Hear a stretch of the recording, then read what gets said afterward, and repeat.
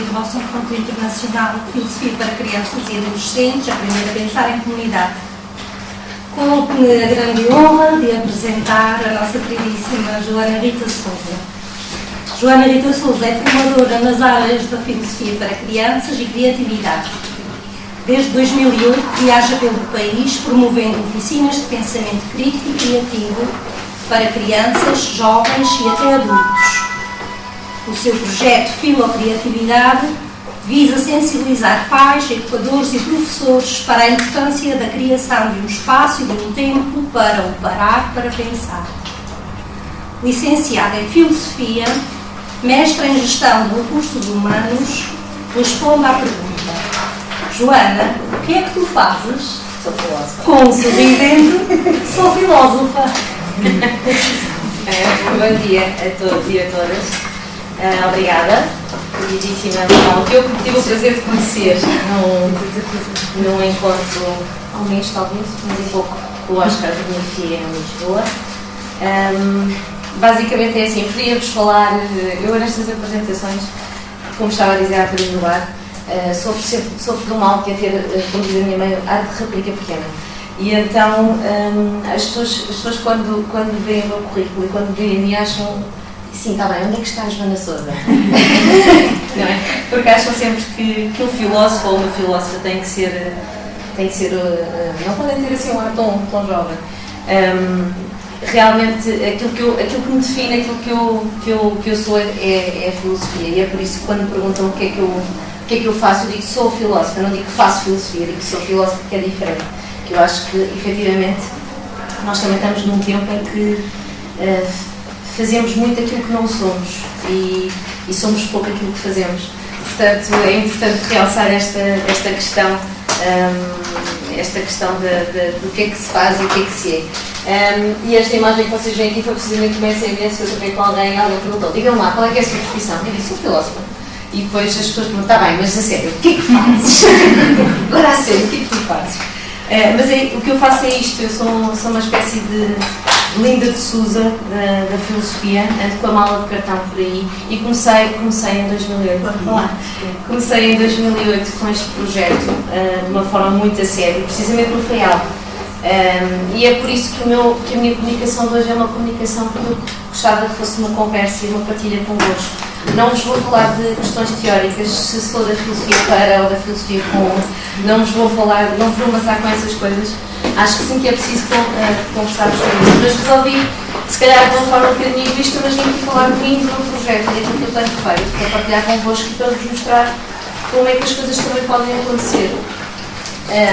Eu tropeço na filosofia para crianças em 2004 ou 2005, a propósito de uma pós-graduação de consultoria de empresas que não tem nada a ver, e tropeço numa coisa que se chama as novas práticas filosóficas, e eu percebo que há um mundo diferente da filosofia que foi escondido durante a minha licenciatura. Fiquei assim um bocadinho aborrecida, como é que me tinham escondido isto, não é? Como é que andavam a fazer estas coisas e ninguém me tinha dito nada, porque efetivamente na altura na academia não se falava sobre isto. E então fui à procura, fui à internet, encontrei pessoas que estavam nesta área e entrei sempre muito na perspectiva da consultoria filosófica, porque era muita área que eu estava a trabalhar na pós-graduação. E depois de repente encontro uma pessoa que se chama Celeste Machado e começam-me a falar da filosofia para crianças e começam a falar das pessoas que trabalham em filosofia para crianças em Portugal, e eu disse assim: sim, mas isso se calhar não é bem a minha praia, eu acho que sou mais da consultoria filosófica. Enganei-me redondamente. Porque neste momento tenho uma paixão muito grande pela filosofia para crianças, apesar de alimentar também da consultoria. Sou um bocadinho como o Mato Paulo, tenho dois amores e não sei muito bem qual é que é de escolher, mas o grande amor é realmente a filosofia. E a partir daí foi uma espécie de bola de neve. Eu começo a investigar, começo a conhecer as pessoas, começo a ir com uma sede enorme à procura de formação, à procura de fazer formação com todas as pessoas possíveis e imaginárias aqui em Portugal, e começo a fazer algumas experiências de como eu chamo de laboratório, e em 2008 recebo um e-mail da Rosa, da Arte, da Ecoteca do FAIAL, a dizer: olá Joana, tenho acompanhado o teu trabalho, não gostavas de ir aqui na formação? E eu, como sou muito do verbo ir, disse: sim, vou. Sim, vou e pensei, bolas, agora tenho que sistematizar aqui uma coisa, porque eu dar formação de professores e educadores, era a primeira vez, eu tinha estado só a fazer oficinas. Bom, então vou ter mesmo que parar para pensar e sistematizar isto. E a primeira formação, como eu costumo dizer, a sério, que eu dei foi precisamente no final. E por isso tenho muito gosto em voltar aos Açores, 6 anos depois, e fazer este ponto de situação quando é um bocadinho eterno retorno do Nietzsche, não é? Quando tudo começou efetivamente aqui. Eu lembro-me de vir no avião e estar a ver a formação, a ver os PowerPoints, e dizia assim para o meu irmão: se isto corre mal, eu não sei se isto vai correr mal. Ele disse: é nos Açores. Primeiro que chega ao continente, depois tens tempo de refazer e fazer uma coisa melhor. Pronto. Isto, claro que é ele a dar um bocadinho de alento, não é? E efetivamente as coisas acabaram por correr bem. E nesta primeira formação aconteceu uma coisa que é aquilo que eu mais gosto de fazer, que é, tive formação, realmente dei formação aos professores e aos educadores e a alguns pais, que eu gosto muito quando me entram na formação e dizem assim: eu não sou professora nem educadora, eu sou só mãe.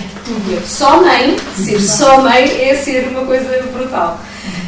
E tive a oportunidade de trabalhar com este grupo de crianças que vocês veem aqui, alguns deles usando chapéus às cores, e é por isso também que eu sou conhecida como a Joana dos Chapéus, porque neste percurso todo eu faço uma formação em criatividade, numa técnica que se chama Os 6 Chapéus do Pensamento, do Eduardo Bono. E começo a fazer logo aqui uma série de ligações e a pensar: 6 chapéus de pensamento, isto pode ser uma técnica muito gira para trabalhar na filosofia, pode ser mais de uma técnica, há várias metodologias, e comecei logo a fazer ali uma série de relações. E é assim que o meu projeto Filocriatividade surge também, com esta junção das metodologias da filosofia para crianças. É claro que eu bebo do Lippmann, porque eu costumo dizer que ele é o pai, portanto, a Anne Sharp se calhar é a mãe, mas ele efetivamente é o pai. E falo sempre muito do Oscar Bonifia, porque é uma pessoa com quem eu tenho contactado muito. Portanto, sempre que ele vem a Lisboa, eu tento estar com ele e tento fazer os cursos dele, porque é fundamental nós termos um treino também de questionamento. Portanto, não é estarmos só no terreno, é sermos também alvo desse próprio treino. Eu estou-vos a ver para muito sério e concentrado, e agradeço-vos, mas quando quiserem interromper e fazer uma pergunta, estejam à vontade. Eu não quero que o debate fique só para o final, está bem? Se quiserem perguntar: olha, mas como é que isto aconteceu? Perguntem à vontade. Volto para o continente e acontece uma coisa que se chama o Espaço FI. O Espaço FI era um espaço que estava alojado na Casa da Juventude, numa Câmara Municipal, onde nós tínhamos sessões, eu já não me recordo se eram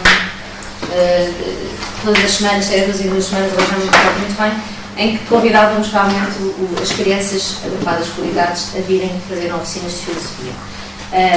Foi um trabalho muito giro, foi um trabalho que teve alguma dificuldade, porque eu costumo dizer que há sempre muitas pessoas interessadas, mas depois também há sempre muitas desculpas. Se nós fazermos, se a ação era gratuita, porque era gratuita, as pessoas não se comprometem com o valor e não aparecem. Quando as pessoas têm que pagar, mesmo que seja simbólico, dizem que não podem, que têm que pagar. Se ao final da tarde não dá jeito, porque depois regressam do trabalho e depois têm que ir buscar as crianças. Se é durante o dia, também não dá jeito. Portanto, este trabalho foi um bocadinho, foi também mais um laboratório até para testar este tipo de coisas formais. Porque o nosso interesse é chegar às pessoas, não é? Eu não tenho interesse em anunciar que tenho oficinas e não tenho lá pessoas. Portanto, foi um trabalho muito giro. Foi por curiosidade, foi uma técnica da Câmara que também era de filosofia e que eu conheci num curso de formação de formadores. Portanto, e ela começa a perceber a filosofia para a criança e diz-me: olha, eu sou capaz de te convidar para um projeto. E realmente as coisas acabaram por acontecer. Este espaço FI esteve ativo por duas sessões. O primeiro foi realmente em 2008 e foi muito giro, porque tive grupos muito pequeninos. As pessoas diziam: tens de ter um grupo muito grande. Não, com 2, 3 crianças já se consegue trabalhar. Só com uma é sempre é também desafiante, mas eu gosto mais de trabalhar com mais crianças. Porquê? Porque aqui a ideia é criarmos a tal comunidade de investigação. Claro que isso não se cria assim. Agora vamos ter uma comunidade de investigação, não é? Mas temos que ter realmente as outras vozes e os outros, até porque é importante. Uma das coisas mais negada neste tipo de trabalho, e que eu tento sempre salvaguardar e sublinhar às pessoas é a questão do que o Lippmann fala do caring thinking, que eu traduzo de uma forma muito livre com o pensamento cuidativo, que é o facto de nós estarmos sentados e todos nos estarmos a ver, e não estamos a ver as nucas uns dos outros como nas salas de aula, estamos mesmo a ver, a perceber fisicamente como é que estamos, isso é muito importante. E quando temos duas, três crianças, essa dinâmica começa efetivamente a acontecer. E, portanto, Joana, deixa-me acrescentar que estamos a olhar nos olhos uns dos outros. Exatamente, isso é muito importante. Não é? É, e até porque eu faço muito isto, que é, tu tens uma pergunta, e eu digo-te, mas queres fazer essa pergunta a alguém? Tu dizes sim, escolhe um menino para fazer a pergunta, e tu olhas para o menino. Exatamente. Não, e depois olhas para a menina e diz, então faz a pergunta. Sim, mas ele sabe. Não, faz a pergunta. Isto é muito importante, eu olhar e fazer a pergunta. Não é? Porque não é só porque eu já disse anteriormente portanto, é importante este ato de perguntar e de olhar o outro. Que eu te estou a fazer uma pergunta a ti. Quero muito saber o que é que tu pensas, quero saber qual é a tua resposta, o que é que tu achas da minha pergunta. Isto é muito importante. Em 2008 também, foi assim um super ano. O meu irmão treina taekwondo já há muitos anos, há poucos, porque nós não temos assim. Eu costumo dizer que tenho 25, portanto ele tem que ter 28, logo é impossível a treinar taekwondo há 25 anos. Mentira, isto é tudo mentira, nós temos todos mais de 10 anos do que isto, mas eu, como acho que vou ter eternamente 25 anos, defendo esta teoria. E então, os mestres, os instrutores da escola onde ele estava, que são assim dois moços um bocadinho mais novos do que eu, começaram a perceber esta coisa da filosofia e disseram assim, olha, essa coisa, foi mesmo assim, essa coisa que tu fazes lá com os meninos da filosofia, tu não podias vir cá fazer ao ginásio com os nossos alunos? Eu, sim, posso ir fazer, não tem problema nenhum. Eu acho que era uma coisa gira para também vamos experimentar uma vez para fazer uma coisa diferente. Ok, nós vamos embora. Para mim é o ideal, não é? Ter uma sala grande onde a gente pode sentar no chão, é assim, tipo, para isso, para trabalhar. E então, eu disse, ok, então vamos embora. Combinámos um dia, mas não pedimos aos pais. Portanto, nós fizemos uma coisa muito feia, não pedimos aos pais, comunicámos só aos pais que ia haver uma oficina de filosofia. Tranquilo. Pedimos uns tojos, um material para eles levarem, umas folhas, e assim começou o meu projeto que se chama Filo Taekwondo. Portanto, começámos a fazer filosofia no ginásio, efetivamente. Para mim é o lugar perfeito, porquê? Porque eu costumo dizer que o treino da filosofia, e da filosofia para crianças e dessas metodologias, é como se fosse como irmos ao ginásio, só que em vez de estarmos a treinar o corpo, estamos a treinar os músculos do pensamento. Isto foi fantástico para eles, não é? Porque eles estão todos muito enérgicos, aquela coisa de ir ao ginásio, e hoje os músculos que vamos treinar são outros. Este grupo, eles tinham entre os 5 e os 12 anos, portanto era um grupo com uma faixa etária um bocadinho alargada, porquê? Porque tinha a ver com as aulas que eles já tinham programadas, portanto eles tinham 2 grupos de trabalho. O grupo a seguir, eu já tinha adolescentes e adultos, portanto eu chegava a ter oficinas em que na primeira hora tinha os filhos e na segunda hora tinha os pais. Porque todos treinavam taekwondo, portanto todos iam às oficinas sem questionar sequer. Portanto aquilo era um dia de treino normal, mas era um treino de músculos diferente. E eu começo então com este projeto aqui no ginásio e é de facto o meu projeto de continuidade, é um projeto que eu ainda hoje tenho. Eles agora já não estão neste ginásio fisicamente, estão noutro espaço, mas eu vou sempre atrás deles, portanto, agarro nas coisinhas e vou atrás deles. E de facto tem sido aquele, é o trabalho que mais gozo me dá a fazer, porque é muito importante nós estarmos num determinado espaço e fazermos uma oficina pontual. Claro que é sempre interessante e é sempre muito giro, porque até nos dá a oportunidade de fazer várias coisas, de testar com um grupo diferente aquilo que já testámos com um grupo que nos conhece, como este, por exemplo, de fazer uma coisa completamente inovadora, de pegar nos contextos, às vezes as próprias oficinas, imaginem, aconteceu-me agora relativamente há pouco tempo, tive uma oficina que estava integrada num campo de férias, portanto, aproveitar situações do campo de férias que possam ser levadas à reflexão. Portanto, é sempre um desafio, efetivamente, nós fazemos as oficinas pontuais. Mas o trabalho que mais gozo dá, e eu acho que quem está já nesta área concorda, é o trabalho de continuidade, é que nós acompanhamos um grupo durante 1 ano, 2, 3, 4, e eles a crescer também é muito giro. Neste momento há aqui a maior parte deles já são da minha altura, não é? Porque isto já foi há 6 anos. E é muito giro ver depois a própria evolução. E eu recordo-me, o ano passado, fizemos uma oficina e foi muito fácil, nesse sentido em que eu propus-lhes o exercício e eles sabem que depois têm um tempo para fazer as coisas que nós depois no final, portanto, eu exponho as regras logo todas no princípio e foi muito fácil porque eles tomaram conta de tudo, quase sozinhos. Portanto, eles organizaram, já estavam muito automatizados nesta coisa de são as regras, são estas, portanto, ir a uma hora a discutir, são 5 minutos, são 7. Não, começam logo a trabalhar. E eu lembro-me de estar a falar com o instrutor, com o Alexandre, e dizer assim, já viste, qualquer dia não faço cá falta. Mando um exercício numa folha e um deles próprio, claro que estou a exagerar, mas foi muito giro ver como eles já tinham esta dinâmica, esta vontade com a própria dinâmica da sessão, da dinâmica da oficina. Filosofar em amor.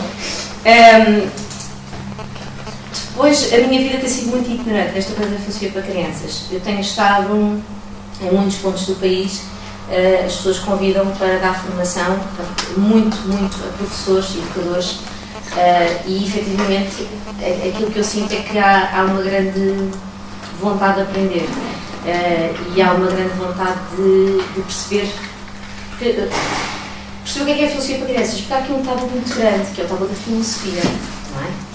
É pensar, então, filosofia para crianças, mas isso é o quê?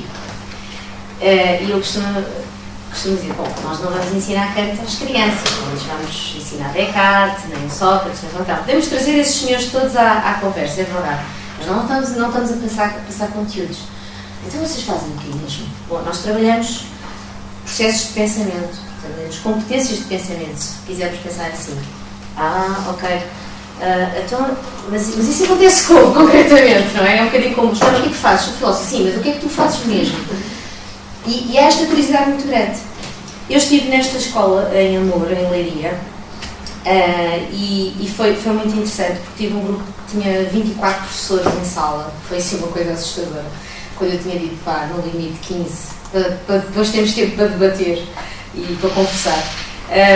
Porque as minhas formações são eu gosto que sejam muito dinâmicas e que as pessoas possam testar coisas e sobretudo que me possam dizer coisas, e podem me interromper, recordo novamente quando quiserem, e houve ali coisas muito engraçadas que foi, houve vários tipos de atitudes e bom dia,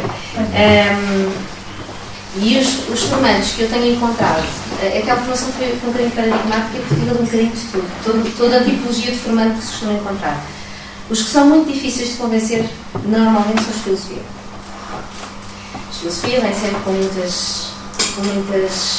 muitos nós, muitas dúvidas, muitas questões, e vêm muito de encontro, que é mesmo, vêm assim um bocadinho, são os mais difíceis de convencer. Depois temos os educadores que estão completamente disponíveis para. E depois temos outros professores das outras áreas que são muito curiosos, querem saber o que é isto. E eu lembro-me de contar, nesta formação, que tinha feito uma oficina há relativamente... Gosto de dar sempre exemplos das oficinas, exemplos daquilo que os meninos dizem. E então lembro-me de estar a contar que tinha estado numa oficina e que tinha efetivamente preparado, já não me recordo, eu levo sempre um plano A, um plano B, porque eu nunca sei... Quando nós não temos um trabalho de continuidade, vamos entrar num grupo pela primeira vez, eu nunca sei o que é que vai acontecer, o que é que pode acontecer. Então é sempre um plano A, um plano B, portanto, para ter ali uma margem de manobra e depois acrescentar a minha criatividade no momento. E eu sei que tinha levado, eu acho que tinha levado uma história para ler um livro, já não me recordo. E sentamos no chão e surge, não me perguntem muito bem como, agora já não me recordo, surge uma pergunta no grupo. E a pergunta é, nós estávamos sentados no chão, com as pernas traçadas, se os ténis da Joana eram iguais. Portanto, crianças entre os 5 e os 8 anos, a pergunta que os estava a perguntar era se os meus ténis eram iguais. E eu disse, não sei, mas podemos investigar, podemos tentar saber. Quem é que acha que são iguais e quem é que não acha? Então começaram-se a tecer ali argumentos, que eram iguais porque eram da mesma marca, tinham o mesmo número, tinham a mesma cor, tinham atacadores iguais, aquelas coisas todas. Não, porque um era ao direito, outro era ao esquerdo, tinham formas diferentes, tinham o símbolo da marca que estava a apontar para ali. Bom, enfim, eles depois é que têm que escrever os seus argumentos e eu estou ali a controlar. E eu contei isto. Foi como um exemplo daquilo que se pode fazer muito para vocês perceberem como nós podemos preparar muito bem uma oficina, mas depois podemos chegar lá e não acontecer nada daquilo que estamos à espera. E para mim isso é muito bom. Há pessoas que não lidam muito bem com esta incerteza, esta instabilidade, mas para mim é o melhor que pode haver, efetivamente. Porque eu ali senti mesmo que era uma pergunta do grupo, não era sequer nem sequer foi sugerida por um texto ou por nada, foi mesmo uma coisa que aconteceu ali, naqueles momentos em que nós estamos a sentar no chão, a acalmar e um bocadinho a entrar dentro do registro. E uma das professoras vira-se e diz-me assim: eu não percebo porque é que não lhe explicou logo o que era a simetria. E eu, bom, então a senhora não percebeu o que é que eu estou aqui a fazer, porque eu não estou aqui para dar às crianças o conceito de simetria. Não lhes vou oferecer o conceito. Eu quero é perceber se eles conhecem esse conceito empiricamente, se faz parte da vivência deles e se eles vão lá chegar. Porque é assim que se trabalha nos conceitos. Quando se fala em conceptualizar, nós não estamos a oferecer conceitos às crianças. Dizer, então olha, temos aqui o conceito de racionalismo. E elas, bom, racionalismo. Não, nós treinamos isso. Chegar na mente dele esse conceito. Não é? Porque para nós é fácil pensar em simetria, porque nós já temos essa ideia arrumada, temos esse conceito arrumado na nossa cabeça. Mas quando somos crianças não temos esses conceitos. Nós primeiro experimentamos as coisas, não é? E depois o conceito vai aparecendo e nós vamos nos até nos familiarizando com a própria palavra, não é? Porque a palavra não é nossa ainda. Portanto, há aqui uma... E aquilo a mim chocou muito, porque pensei assim, eu estou a fazer um muito mau trabalho, a senhora não percebeu o que é isto, ou então a senhora não quer perceber, também pode ter acontecido. Mas, de facto, foi eu disse, não, mas não é isso que nós estamos a fazer. Eu, quando entro numa oficina e digo, ok, então vamos ter uma oficina de filosofia, e isto é uma técnica boa quando estou a trabalhar com grupos que não conheço, que é jogar com duas coisas. Primeiro, eles não me conhecem, não sabem quem eu sou, portanto, eu não sou professora. E há aqui uma vantagem, que é, eu não sou professora deles, portanto eles não sabem muito bem como é que vão lidar comigo. Começam-me a tratar por senhora ou por professora e digo, não, sou a Joana, pronto, ok. E há aqui uma distância e uma proximidade que se vai criando. E segundo é, ok, então vamos fazer uma oficina de filosofia. O que é filosofia? Nós não sabemos. Boa, não sabem, querem descobrir. Se calhar vamos pensar o que é filosofia. E nós começamos a construir ideias sobre a filosofia a partir daquilo que eles possam pensar, sem qualquer conceito de simetria a priori, não é? Portanto, sem nada, sem conceitos de nada. O que é que pode ser a filosofia? Esta sessão que aqui está foi muito... Eu tenho aqui esta frase que diz, eu gostava muito que os meus filhos tivessem essa experiência. E antes de falar desta sessão que está a imagem, vou falar daquilo. Isto é uma coisa que me acontece muito. Eu recebo telefonemas ou e-mails de mães ou de pais a dizer, olá Joana, conheço o seu trabalho, e eu gostava muito que os meus filhos tivessem essa experiência, mas eu não estou em Lisboa, pode vir cá vir. E então, já estive em Porto Alegre, já estive na Madeira, já estive... porque, reparem, esta vontade dos pais em proporcionar esta experiência aos filhos. Eu acho que isto também é muito importante e eu gostava muito que levassem isto convosco, porque no meio de toda a agitação da vida e da nossa falta de tempo, nós vivemos muito a correr. Há pais e mães que ainda param para pensar que gostavam que os filhos tivessem uma experiência diferente. Eu não estou a dizer que ir ao teatro não é bom ou ter natação, tudo faz parte. Mas de facto há esta curiosidade também dos próprios pais em saber o que é e dar esta oportunidade aos filhos para experimentarem. Esta sessão que aqui está aconteceu há umas 3 semanas, talvez, numa escola onde eu tinha crianças ouvintes e crianças surdas. Eu estou a aprender língua gestual há 2 anos, precisamente porque gostava muito de trabalhar com crianças surdas, porque há aqui um preconceito também um bocadinho contra os surdos, que é, eles se calhar não são capazes, como é que é o professor? Se calhar não são capazes de fazer eu uma vez ouvi uma senhora dizer, tenho dúvidas que uma criança surda possa fazer um teste de filosofia em condições. E aquilo a mim assustou muito, porque eles pensam como nós. A questão aqui é o acesso e a forma como as coisas acontecem. Então estou a aprender língua gestual e tive este desafio de ir a uma sala com crianças surdas, também com crianças surdas e ouvintes. E foi muito giro porque nós começámos a trabalhar a filosofia. A tal história lá, as pessoas verem, sou filósofo. O que é um filósofo? Houve um grupo, este grupo foi à tarde, houve um grupo da manhã, disse que o filósofo Se és filósofo, és capaz de prever o futuro. E eu, como assim? Sim, ele assim, mas tu és capaz de prever o futuro. E eu, tu dá um exemplo de uma coisa que eu sou capaz de prever. Tu sabes que notas é que nós vamos ter no final do período, não sabes? Que ele virou uma pessoa de esta fulana deve ser mesmo as nossas notas. E eu disse, eu acho que vocês sabem muito melhor do que eu quais são as notas que vão ter. Vocês é que tiveram cá o ano todo a estudar. E eles, está bem, pronto, então passámos para outra ideia. Mas aqui nós começámos a trabalhar com a filosofia, com a palavra filosofia. Eu disse, ok, então eu trabalho em filosofia. E eles, muitos deles não conheciam o gesto. Disse, ok, então vamos lá pensar. O que é que este gesto quer dizer? Então isto é o gesto da filosofia. Ok, eles pensaram em pensar, que é muito parecido, pensaram em imaginar, pensaram em anjo, também é muito parecido, portanto, a associação do gesto, porque depois há ali uma coisa muito interessante que é, como há várias crianças surdas, os ouvintes também estão muito habituados a falar a língua gestual com eles, nem sequer é por terem uma cadeira, mas pela prática. E então eles começaram a pensar em palavras que... E fomos construindo este quadro de ideias. Tínhamos, aqui já não recordo muito bem o que é que estava, mas tínhamos estes blocos. E depois estivemos a trabalhar, escolhemos as ideias, as palavras que eram parecidas. Portanto, estivemos a trabalhar as palavras parecidas.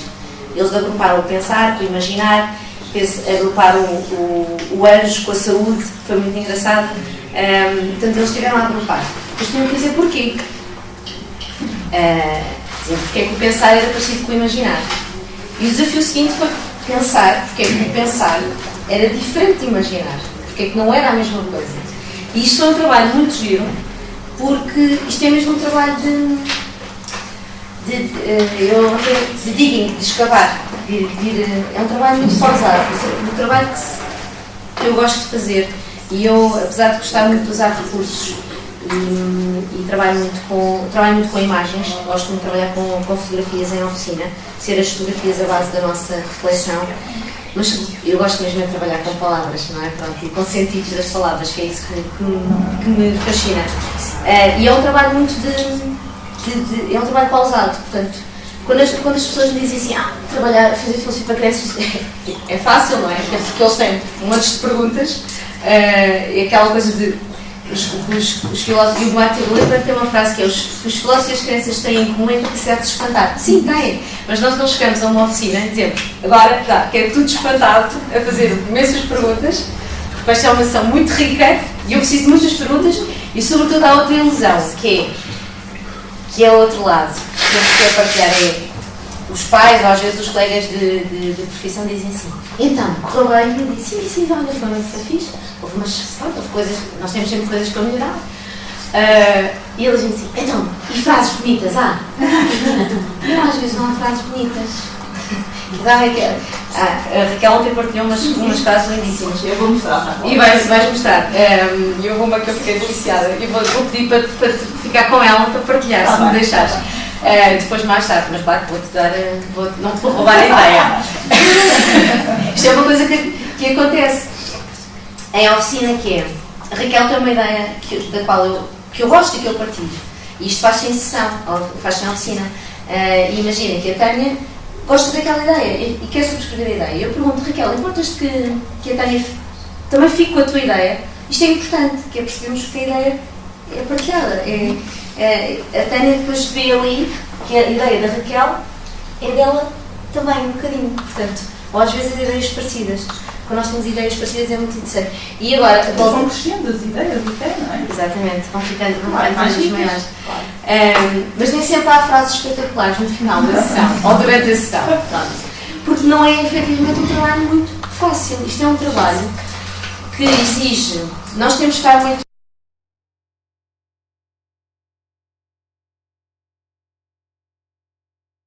o fio ao processo, porque o nosso trabalho é o processo. Eu não quero dizer para onde eles devem ir. Eu não sou um sinal de trânsito a dizer, vão para ali. Reparem, eu preparei uma sessão sobre a amizade, vocês agora não vão falar sobre o amarelo, não é? Não vão estragar a vida. E eu sei que há pessoas que fazem isso e é muito mau. Mas eu posso ter preparado uma sessão sobre a amizade, mas eles podem ter falado do amarelo. E eu tenho que aceitar isso. E se eu achar que aquele trabalho, que aquele processo de pensamento está a ser interessante e proveitoso, não é? E está a ser como eu dizia ontem ao Barrentos, está a ser uma luta, não é? Está a ser um desafio. Até podemos estar a falar de ténis, não há problema nenhum. Não temos de estar a falar de metafísica com as crianças, não é? Eu deixo a sessão ir por aí, e não tenho medo, tenho, mas não digo que tenho, não é? Porque nós nunca sabemos, nunca sabemos bem aquilo que nos vai rolar. Mas esse também é um grande desafio, é nós estarmos disponíveis para o que pode acontecer. E isto é muito interessante porque isto é um trabalho pausado. Agora já fizemos isto, agora vamos fazer aquilo. Encontramos ideias para justificar o parecido, agora vamos procurar o diferente. E é fazer este trabalho, isto é mesmo um trabalho de pensamento, porque as pessoas têm que mudar todo o paradigma. Quando eu também estava a contar ao Pepe Barretos, de uma experiência que tive também há pouco tempo, que essa ideia eu rolei ao Oscar de Murphy, do exercício que uma vez fizemos num seminário que eu achei muito giro. E nós fizemos um seminário com adultos. Então o exercício é o seguinte: cada pessoa vai fazer um determinado desenho. E então eu digo, Magda Fado desenha uma flor bonita, a Marta desenha uma flor feia. Uma flor bonita, feia, bonita, feia. E vou distribuindo conforme começo. Nós estávamos em círculo, quando eu comecei bonita, feia, bonita, feia.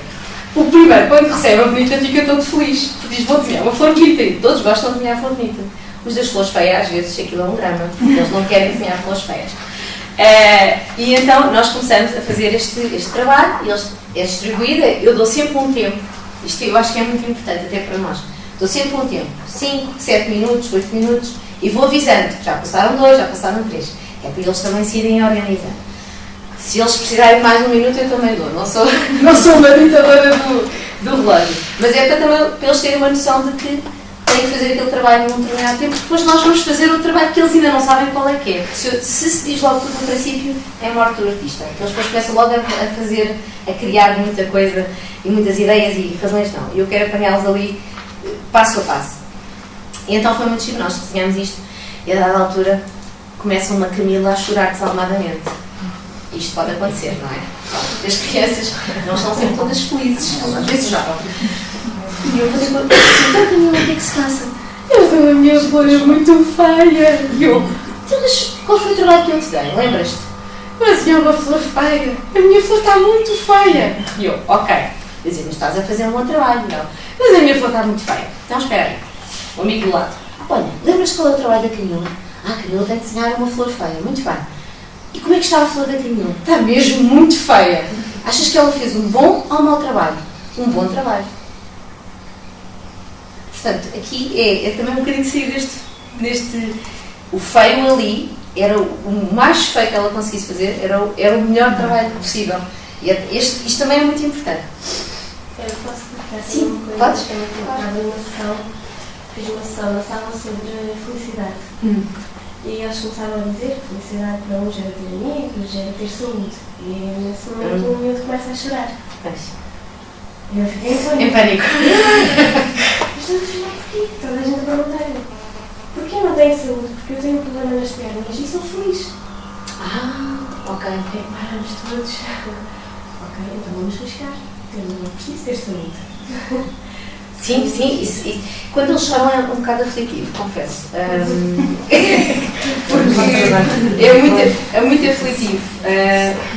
Mas nós não podemos mostrar que estamos aflitos, como é óbvio. Nós somos ali os formadores e os facilitadores e temos ali todo um papel para desempenhar. Mas eu aproveito para perceber como é que o grupo lida com aquilo. E neste caso aqui era uma questão muito de esclarecimento.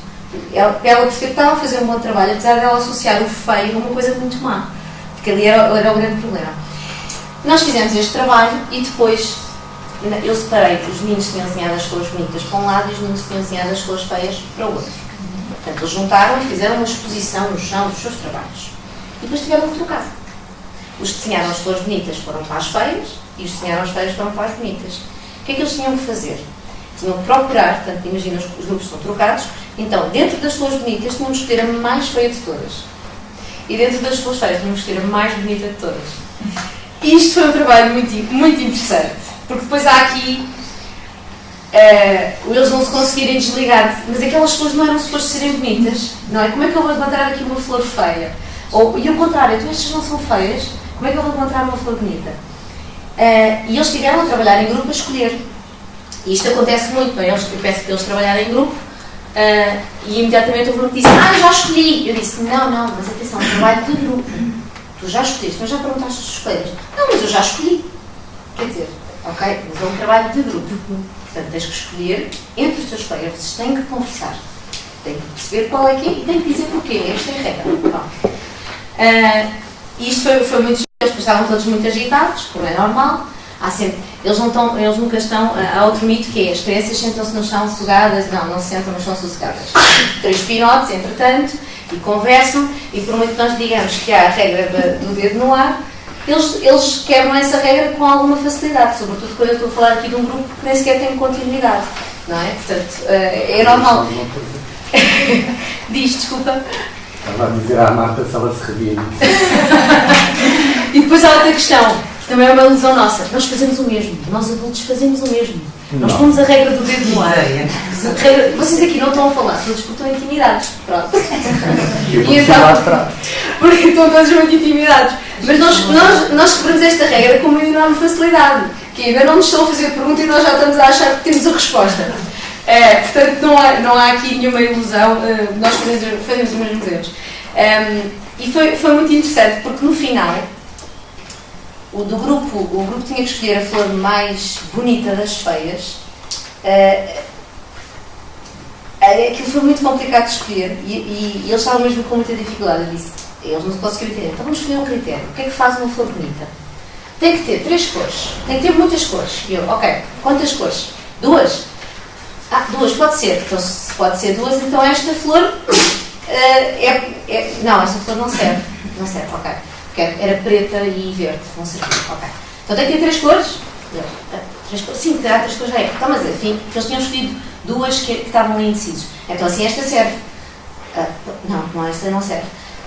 E então nós tivemos que fazer todo um percurso. Chegámos ali um momento em que tivemos que fazer todo um percurso. E o João não conseguia perceber. Ele tinha o conceito que aquela flor realmente era a mais bonita das feias, mas não conseguia arranjar um critério para isso.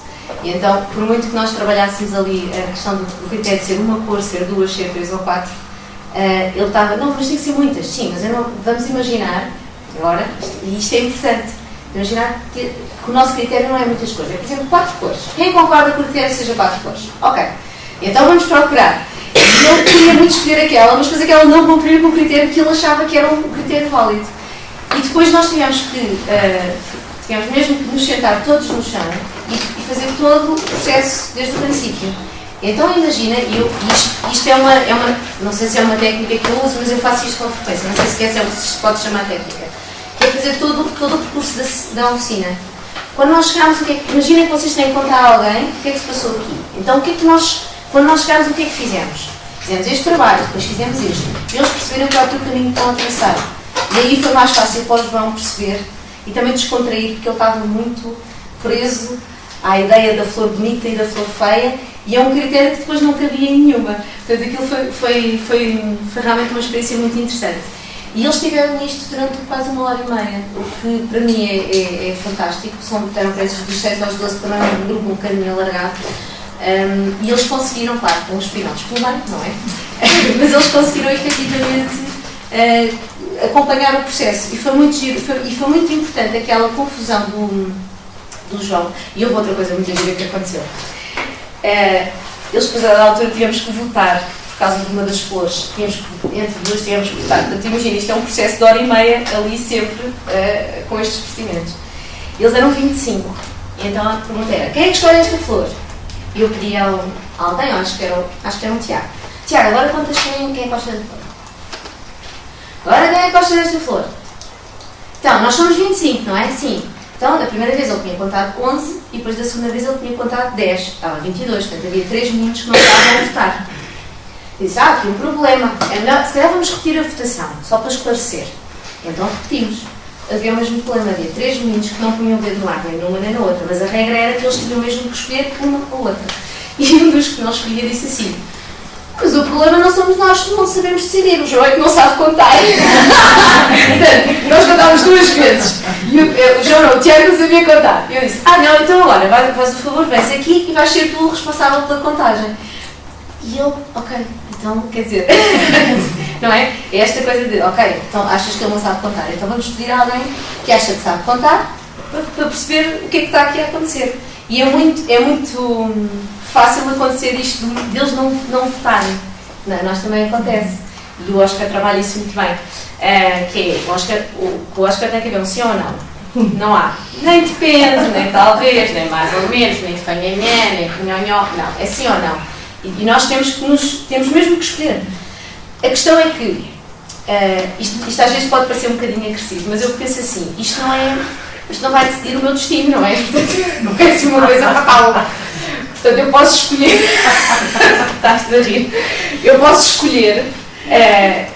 Eu vou entrar neste jogo e vou escolher uma. Eu vou escolher um sim ou não e depois logo vejo onde é que isto me vai levar. Mas não é assim uma coisa aflitiva. Ninguém vai cortar a cabeça para dizer que não ou para dizer que sim. Até porque se nós encararmos isto como um jogo, nós adultos, neste tipo de questionamentos, encararmos isto como um jogo mesmo, porque é um jogo, tem regras e nós aceitamos e entramos nele. É muito mais leve, não é? É claro que estamos a trabalhar o pensamento, mas eu até posso aceitar o desafio, e ontem estava a falar disso também com o Barrientos, que é uma coisa muito interessante. Que é, imagina, ele contou que estava a fazer foi um café ou um vinho filosófico. Metia bebida, pronto, em filosofia. Vejam dizer o que eu penso na vida. E ele dizia, o tema era a homossexualidade. E é claro que as pessoas, quando se fala em homossexualidade, dizem, não, somos todos tolerantes e fofinhos e gostamos das pessoas e não sei o quê. E eu, se calhar estava à espera que ele assumisse precisamente essa posição. Ele disse, não, eu acho que os homossexuais não têm direito, mesmo direito. Portanto, ele fez o jogo contrário. Isto é muito interessante, porquê? Porque quando nós encontramos pessoas que pensam como nós, muito igual, é muito fácil pensar. Nós pensamos da mesma maneira, é fácil. Aqui o desafio é provocar a diferença, não é? E sobretudo uma diferença um bocado inesperada, porque ele vai dizer, as pessoas não estavam mesmo à espera que eu tivesse aquela atitude, que era, não, eu acho que eles não têm os mesmos direitos do que nós, e não sei o quê. Como assim não têm? E isso criou uma vontade de argumentar ainda mais, de procurar argumentos. Isto é como se fosse um jogo, atenção, aqui, mas é um jogo de pensamento. E nós podemos fazer este jogo com temas mais ou menos importantes na filosofia. Podemos falar sobre a metafísica, sobre o apriorismo, nós adultos, como é óbvio, mas também podemos falar destes temas da sociedade. E é muito esse o trabalho que eu também gosto de fazer, que eu também faço, e quem me acompanha no online sabe que eu faço muito destas coisas, que é mostrar às pessoas como é que a filosofia está presente na nossa vida. E para mim a Dina dizia-me assim, quando me falavam em filosofia prática, eu achava aquilo muito disparate. Porque para mim a filosofia é prática. Não há necessidade de dizer filosofia prática, é filosofia prática. Ponto. Para nós é muito, se calhar para mim, para a Dina, isto é tudo muito óbvio. Nós sentimos isto desta maneira. Mas para a parte das pessoas não, a filosofia é uma coisa que se faz. É uma coisa que está assim cheia de umidade e de muitos anos, são coisas assim muito carregadas, estão nas bibliotecas, livros das pessoas, sobretudo pessoas que já não estão vivas, não é? É um bocadinho esse mito dos filósofos que estão todos mortos, portanto, é um bocadinho assim, não é? E eu aqui há dias dizia a alguém... Uma vertente mais teórica, não é? Exatamente. Eu encontrei uma rapariga numa conferência que fiz sobre filosofia e gestão. Porque eu, entretanto, fiz um mestrado em recursos humanos e trabalhei a área da filosofia aplicada às empresas e organizações. Esta coisa dos dois amores tem assim, estas consequências. E encontrei uma rapariga, ela foi à conferência, e então ela está a fazer uma tese de mestrado em filosofia e gestão e tem um orientador que não percebe nada daquilo. Basicamente foi o que ela me disse. Ele não sabe, ele disse, achou o tema muito giro, mas não me sabia ajudar. E então ela dá à procura de alguém que a possa efetivamente orientar. E então eu dizia, olha, não, eu disse, olha, posso dar a passar a bibliografia, isto é uma forma muito prática, passo a bibliografia, e até dou os e-mails de algumas das pessoas que têm trabalhos na área. E ela se vai a mim, como assim? Sim, porque olha, muitos deles estão vivos, isso é maravilhoso, porque olha, quando fiz a minha tese de licenciatura, não podia mandar um e-mail ao Nietzsche a perguntar o que é que ele achava do meu trabalho. E tu neste momento tens a oportunidade ainda de estar a trabalhar um tema e tens pessoas que estão a descobrir e a investigar nesta altura. E na cima são pessoas que respondem aos e-mails, o que é muito bom. Portanto, esta coisa de trabalhar com pessoas vivas dá sempre muito mais jeito com os outros, não é? Cria uma dinâmica completamente diferente. O problema é quando eles mudam de ideias e nós estamos a trabalhar numa determinada tese e eles simplesmente. Mas mudar de ideias é uma coisa muito fixe. Eu costumo dizer isto às crianças. Mas não para tentar fazer o investimento. Eu sei. Mas não me estragues a piada, está bem? Mas é mesmo uma coisa fixe. Não me estragues isto. Porque nós adultos lidamos muito mal com isso, mudança de ideias. E ontem eu dizia à Gabriela, fala-se do primeiro Wittgenstein, do segundo Wittgenstein, do último Wittgenstein. É uma maçada, não é? Aquilo é uma canseira. Mas nós, como temos esta distância, conseguimos agrupar as coisas. Mas aquilo que eu tento dizer, por exemplo, às crianças em oficina, porque às vezes eles não estão mesmo de ideias. E esta sessão das flores bonitas e feias, por acaso, foi muito interessante, porque aconteceram aqui muitas coisas, desta coisa de mudar de ideias. Que é eles perceberem que, num determinado momento, defenderam o amarelo e a seguir estão a defender preto. Isso não é mau, a seguir defender preto. Eu quero é que eles tomem consciência de porque é que mudaram de ideias. O que é que os fez mudar de ideias? Se estavam confusos, se não tinham bem a certeza, se não tinham ouvido ainda o argumento de um amigo. Portanto, há aqui, isto é um processo muito, muito interessante e é um processo também interessante para nós. Nós também às vezes mudamos de ideias e outras vezes agarramos de tal forma a elas que na prática, eu estava a falar disto, acho que foi com o Fernando, na prática fazemos uma coisa mas dizemos outra.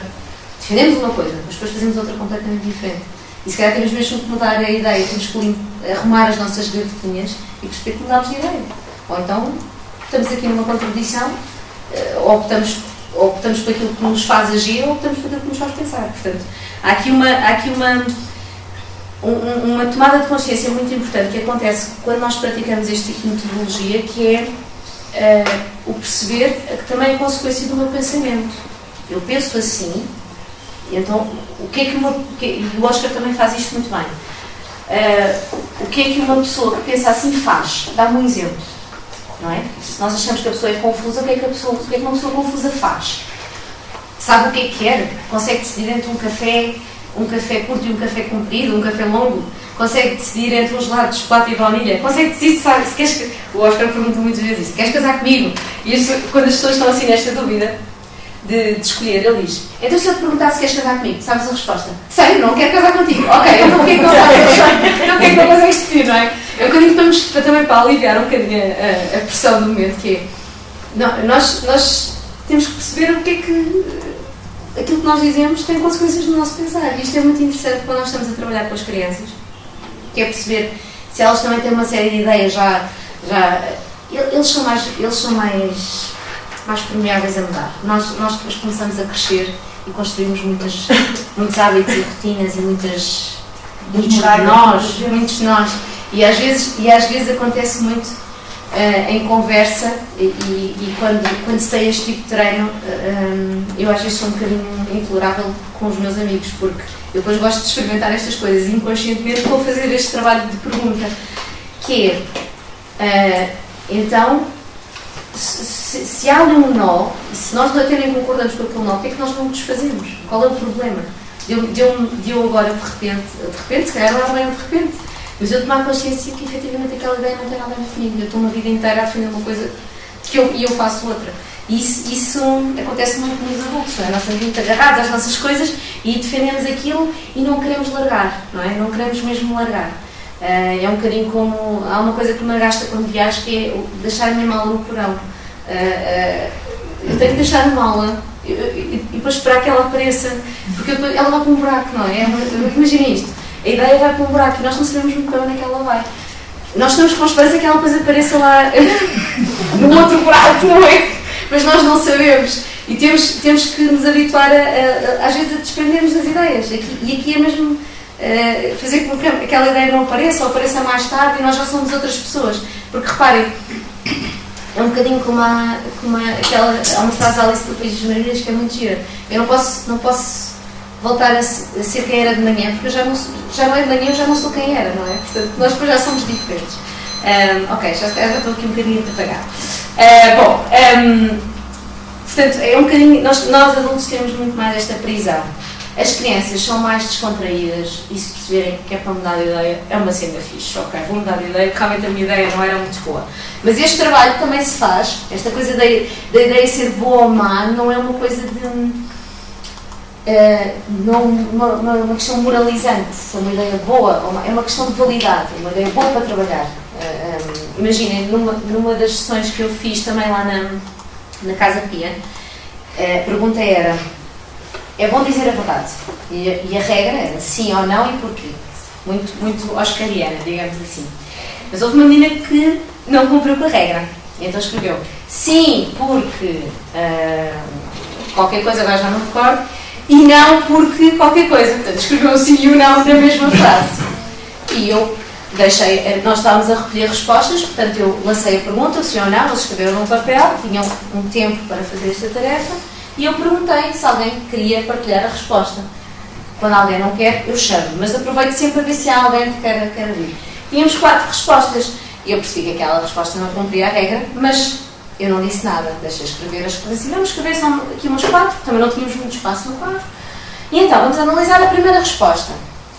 E o primeiro trabalho foi só perceber se a resposta cumpria a regra. E isto são logo 20 minutos ou 30 minutos de trabalho. Nem sequer estamos a entrar ainda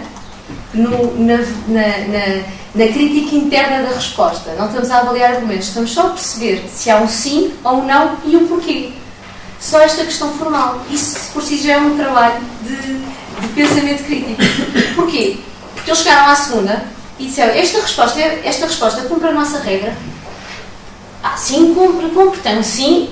Não. Tem um sim ou não? Então esta resposta... mas eu concordo. Mas eles diziam: mas nós concordamos com esta resposta. Porque ela dava 2 situações, em que umas vezes era sim, outras vezes era não. Mas nós concordamos com esta resposta. Havia muitos que concordavam. Disse: ok, mas eu não quero saber ainda se vocês concordam ou não. Quero só saber se cumpre com a regra que ali está. Sim ou não, porquê? E foi um bocadinho difícil para eles. Já estávamos a falar assim de uma turma de pré-adolescentes. Difícil para eles abdicar daquilo, porque eles concordavam. Eles não conseguiam fazer. Isto é um trabalho de... Podem entrar. Isto é um trabalho de picar pedra, não é? Nós vamos por fases, porque eu a dada altura percebi, pelaquilo que eu estava a ver nas respostas deles, que se eu entrasse já por uma questão de crítica interna ia perder ali qualquer coisa. Eu queria mesmo que eles percebessem a regra, que eles percebessem se a regra estava a ser aplicada. E isso só preciso foi meia hora. Pronto. E depois chegamos ao final e eles dizem assim: então qual é que é a resposta? Alguns perguntam: qual é que é a resposta? Eles é mesmo que a resposta. Eles querem uma resposta. Eu disse: olha, eu não tenho uma resposta certa, mas vocês já viram que há aqui imensas maneiras de se poder responder a uma pergunta. E acham que isso é bom ou é mau? É mau porque depois ficamos um bocadinho confusos. Ou, não, é bom porque vemos vemos maneiras diferentes. Esta turma teve uma particularidade. Eu devo ter assim um dom quando me aparecem estas oficinas pontuais. Parecem-me sempre miúdos muito giros. Então havia um que não queria participar, porque achava que eu estava lá para os avaliar, tipo avaliação psicológica, uma coisa qualquer. Eu percebi que ele estava ali muito retraído, sabes, assim, uma coisa a olhar para mim. Ele assim, você é de psicologia. Eu disse: não, eu sou de filosofia, é uma coisa diferente. Não tenho nada contra os psicólogos, atenção, mas é uma coisa efetivamente diferente. Você vai fazer perguntas sobre a minha vida. Não. Como é que te chamas? Olha, eu não quero saber, sério, juro, não quero saber da tua vida, saber nada. Não quero mesmo saber. E ele: então a resposta: não tenho resposta. O certo é que este Diogo estava a acompanhar todo o processo. E ele no final, ele acompanhou tudo. De vez em quando dava a opinião. Ele não deu a resposta dele, mas manifestava durante o trabalho, não é? E no final disse-me assim: você faz perguntas muito difíceis. Mas não faz perguntas sobre a minha vida. E eu achei que isso aí foi a grande diferença. Que era, ele mudou um bocadinho, ele estava muito preso já àquela ideia de ter alguém numa sala a avaliá-lo. Não, eu disse: mas eu não quero saber da tua vida, só quero saber o que é que tu pensas. Depois, a partir daí, é claro que nós podemos fazer um trabalho de parceria com psicologia e perceber isso. Mas eu naquele momento, aquilo foi muito giro, porque eu estava todo muito retraído. E ele disse: se você, olha, e digo mais, já me dói a cabeça. Isto foi maravilhoso. Ele assim olhou ao fundo: e já digo mais, já me dói a cabeça tanto pensar, isto são mesmo perguntas muito difíceis. E ele nem sequer deu a resposta dele, portanto ele estava a trabalhar com o pensamento dos outros. Passados 2 dias, encontrei-me no corredor. Foi muito giro.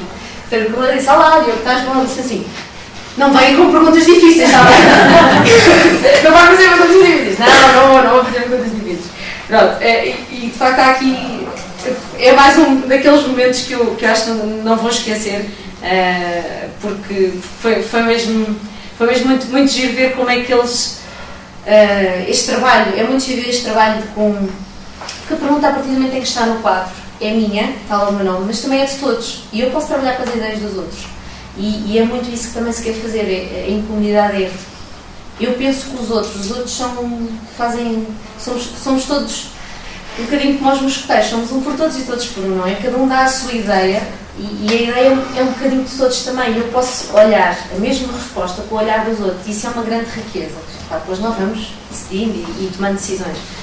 E foi muito giro nesta sessão das flores bonitas e feias. Eles tinham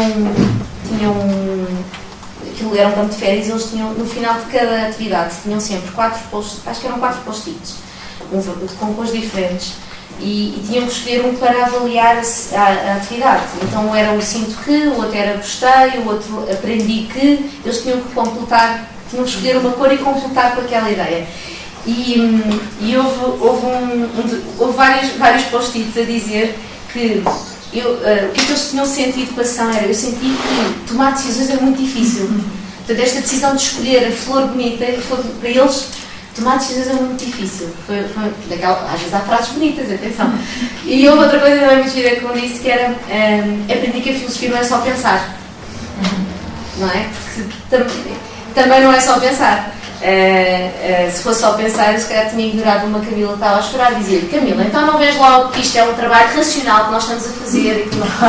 Quer dizer, não. Portanto, há aqui um cuidado e foi muito interessante perceber isso. Foi que eles, pelo menos um deles escreveu isso, escolheu essa ideia como a ideia da atividade. Eu percebi que a filosofia não é só pensar.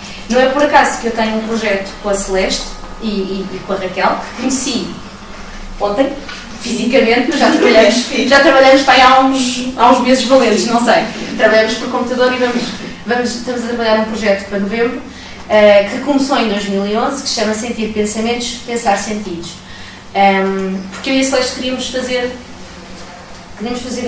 encontros de filosofia para crianças e criatividade, que é um bocadinho a minha... afinal eu tenho 3 amores, a consultoria, filosofia e criatividade, pronto. E então escolhemos este nome, para já foi todo um Alberto Queiro que deixou sobre nós, não é? Aquela coisa do pensar e do sentir. Mas nós queremos transmitir um bocadinho esta ideia que é aquilo que às vezes há meninos que nos dizem isso em oficina, os pensamentos às vezes magoam, outras vezes deixam-nos muito felizes. Como é que o pensar, como é que se sente o pensar, ou como é que se pensa o sentir também? E nós queremos mesmo muito valorizar esta questão, porque não queremos que o nosso trabalho seja olhado como uma coisa racional e despida de ser. É um bocadinho aquilo que o Pepe estava a dizer, nós não estamos só a aprender a pensar, estamos também a aprender a ser. E aquilo que se pretende é que quando os meninos saem da oficina, efetivamente aquilo tenha eco na vida deles, não seja só um trabalho só racional, sem... Nós não podemos esquecer que a palavra saber e sabor tem a mesma etimologia, não é? Portanto, o saber tem que ser saboreado, tem que ser... E esse sabor é uma coisa que eu gosto que eles saiam das oficinas com esse sabor. E que isso de alguma forma se reflita no seu dia-a-dia, na forma como eles depois olham outra pergunta, ou na forma como eles depois olham uma situação, um conflito, uma questão para resolver. Isso para mim é efetivamente o grande ganho, é perceber que nós podemos mudar a vida da pessoa, mudar a vida da criança, no sentido em que colocamos, para já ampliamos um bocadinho a visão, que eu acho que é muito importante, não é? Ter a ideia que há muitas perspectivas, nós podemos escolher, podemos abdicar de ideias, podemos partilhar a ideia com um amigo, podemos não ter uma ideia muito boa, mas então o amigo, às vezes eu uso esta expressão, tu emprestas a tua ideia, não é? Porque traga este sentido de comunidade. Portanto, é muito... no fundo eu quero mudar o mundo, não é? Como eu costumo dizer, mas vamos fazendo o nosso trabalho. Esta fotografia foi então tirada em Porto Alegre A Mia, neste momento, já está da minha altura, já foi há uns anos, também foi em 2009, e eu já lá voltei para fazer oficinas, e isto foi muito engraçado, porque foi uma das mães que liga a dizer: olha, vens cá fazer uma sessão. E o que esta mãe diz é que sente que aquela oficina, naquele momento, foi muito importante, porque eles nunca tinham tido uma experiência daquelas, e ela sente que aquilo teve efeitos muito positivos na forma como eles... Pois há aqui uma questão que é a mesma questão do olhar. Eu acho que isso é fundamental. Nós olhamos uns dos outros, do cuidado, da atenção à palavra, do ouvir. As coisas mais difíceis para fazer numa oficina de filosofia para crianças, às vezes as pessoas dizem: é horrível porque eu não os consigo sentar. Sim, mas isso também faz parte do trabalho. Que é eles sentarem-se e fazer silêncio. O silêncio é fundamental para nós nos ouvirmos. Eu às vezes digo isto a brincar e digo: eu tenho sempre esta postura muito... Mas quando eles começam a portar-se mal, mudam-se as feições. E eu acho que a minha linguagem corporal denuncia logo uma série de coisas. E depois eles começam a perceber que eu estou calada. Quando percebem que eu estou calada, é porque há um problema, não é? Eles começam: está ok aqui. Sabem o quê? Isto é o silêncio. É isso que nós precisamos. Precisamos do silêncio para quê? Sabem porquê? Nós podemos ouvir uns aos outros. Senão... E isto tem que se repetir muitas vezes. 4, 5, 6 vezes na oficina. Sobretudo quando nós estamos a trabalhar com um grupo, que é o que acontece muito.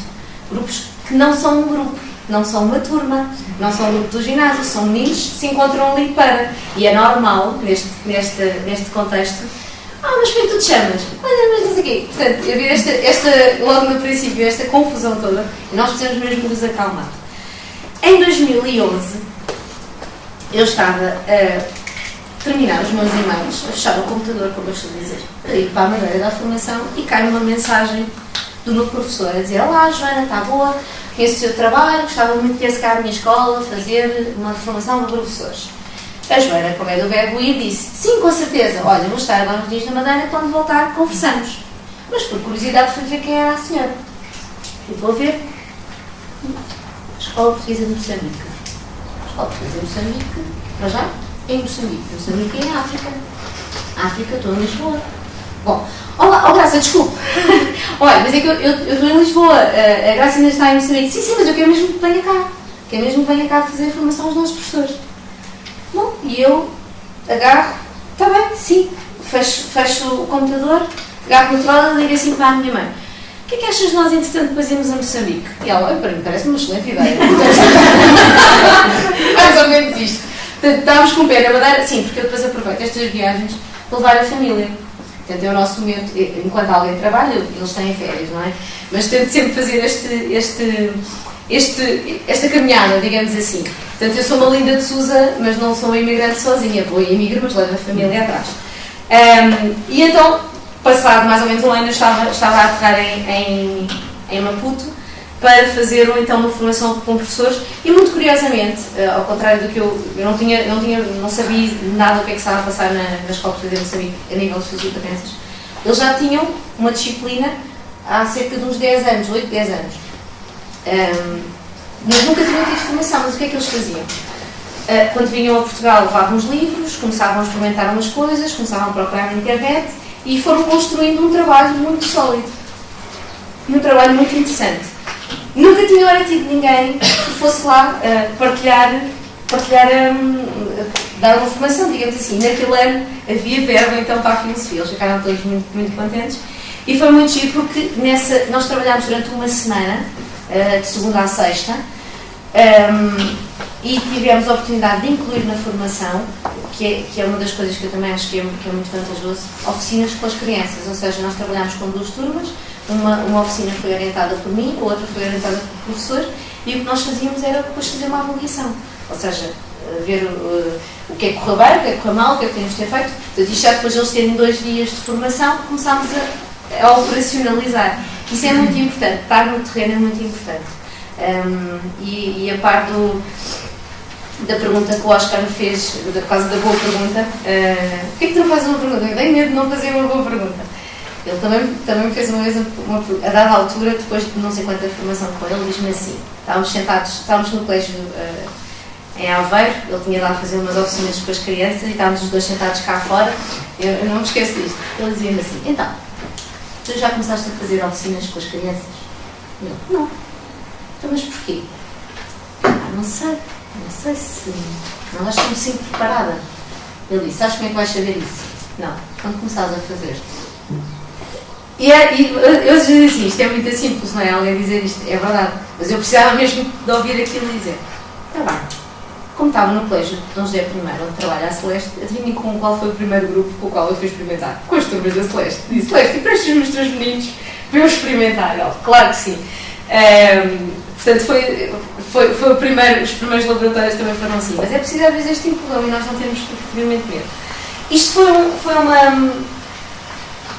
um final da semana em Moçambique, em que nós questionámos muito o processo, ou seja, é interessante que neste tipo de formações também haja oportunidade para nós questionarmos o próprio método e a própria metodologia, porque é assim que também se cresce.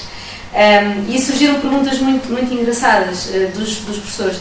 Vale a pena fazer perguntas sem resposta? Isto é uma pergunta que nós fazemos muito. Não é suposto o professor ter respostas, porque depois há muito esta coisa que os professores e os pais. Uma vez um pai que me disse que não gostava muito que o filho fizesse perguntas, porque tinha medo de não saber as respostas. E ele disse isto mesmo: eu tenho medo de não lhe saber responder. Disse: então, mas e se for à procura com ele?